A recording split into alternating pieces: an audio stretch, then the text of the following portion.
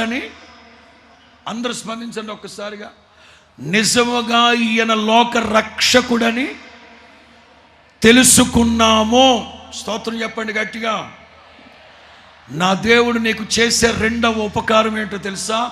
నేనే నీ దేవుడైన యెహోవానని తెలుసుకునేటట్లు చేస్తాను. ఇప్పటి వరకు రెండు తలంపుల మధ్యలో తడబడుతూ ఈ సభలకు వచ్చారేమో. ఆకాశము కింద ప్రపంచ దేశాలలో ఎక్కడైతే ప్రత్యక్ష ప్రసారంలో నా దేవుని మాటలు వింటున్నారో ఇప్పటి వరకు రెండు తలంపుల మధ్యలో ఉన్నారేమో. ఆఫ్ గాడ్, ఆఫ్ క్రైస్ట్ ఏదో సగం సగమే తెలుసుకొని ఉన్నారు.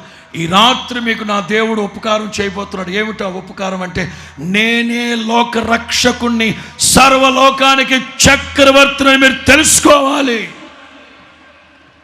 స్తోత్రం చెప్పండి గట్టిగా.